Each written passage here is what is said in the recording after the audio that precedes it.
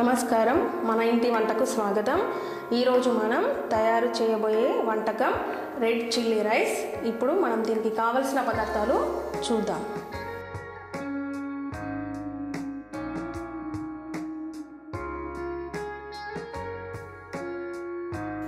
Red chilli రైస్కి కావాల్సిన పదార్థాలు: కరివేపాకు 2 రెబ్బలు, వెల్లుల్లి 6, పచ్చిమిర్చి 2, నూనె 2 టీ స్పూన్లు, టమాటో 2, ఉప్పు తగినంత, పసుపు చిటికెడు, ధనియాల powder 1/2 teaspoon, red chilli powder 1 teaspoon, పుదీనా కొద్దిగా, లవంగాలు 2, దాల్చిన చెక్క 2, ఇలాచీ 1, ఉల్లిపాయ 1, బిర్యానీ ఆకు 2, పువ్వు కొద్దిగా, అన్నం 3 కప్పులు.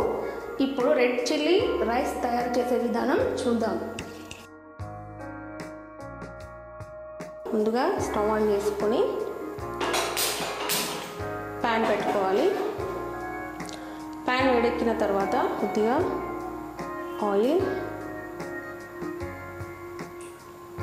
ఆయిల్ వేడెక్కిన తర్వాత పచ్చిమిర్చి,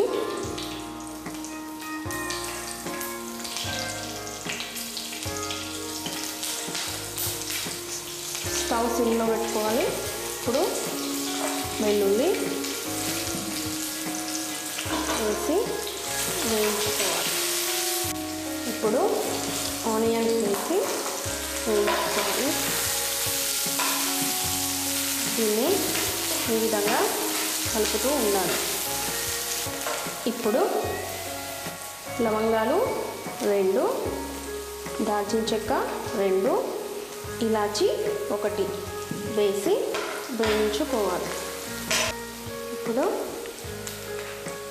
బిర్యానీ ఆకు 2, పువ్వు కొద్దిగా వేసి వేస్తూ ఉండాలి. ఇవి వేగిన తర్వాత ఇందులో కరివేపాకు కొద్దిగా, పుదీనా కొద్దిగా వేసి వేయించుకోవాలి.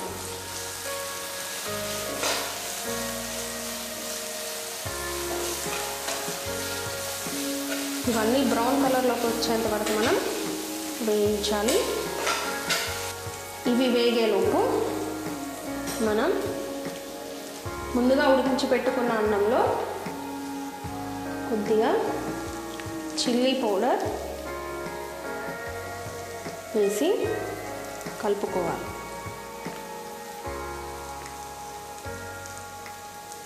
ఈ విధంగా మిక్స్ అయ్యే విధంగా చక్కగా కలుపుకోవాలి.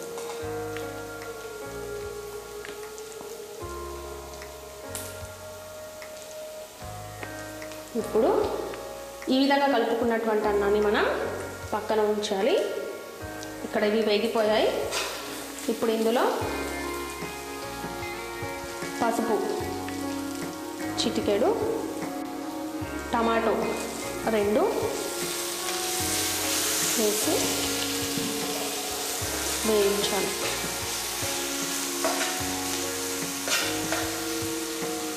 ఇప్పుడు మనం మూత పెట్టుకొని 1 నిమిషం పాటు దీన్ని మగ్గించుకోవాలి. 1 నిమిషం తర్వాత మూత తీసి మరొకసారి కలుపుకోవాలి. టమాటా ఎక్కువగా ఉడకొద్దు. టమాటా ఎక్కువగా ఉడికినట్టయితే టేస్ట్ అనేది పోతుంది. కాబట్టి ఇప్పుడు మనం ఇందులో కొద్దిగా ధనియా పౌడర్ వేసి కలుపుకోవాలి.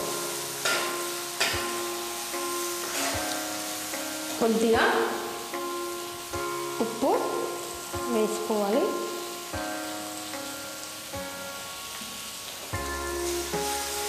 దీన్ని మరొకసారి ఈ విధంగా కలుపుకోవాలి. ఇప్పుడు మనం రెడ్ చిల్లీ పౌడర్ కలిపి పెట్టుకున్నటువంటి ఈ అన్నాన్ని ఇందులో వేసి కలుపుకోవాలి.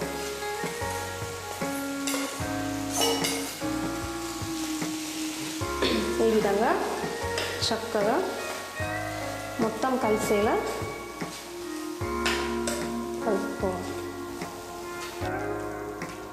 ఇప్పుడు స్టవ్ని సిమ్లో పెట్టుకొని ఈ అన్నాన్ని మనం ఒక 2-3 నిమిషాల పాటు మగ్గించాలి. 2-3 నిమిషాల తర్వాత మూత తీసి మరొకసారి ఈ అన్నాన్ని చక్కగా కలపాలి. ఇప్పుడు మూత పెట్టి మరొక నిమిషం పాటు మగ్గించిన తర్వాత స్టవ్ ఆఫ్ చేసుకోవాలి. గుమగుమలాడే రెడ్ చిల్లీ రైస్ రెడీ. తినండి మనసారా.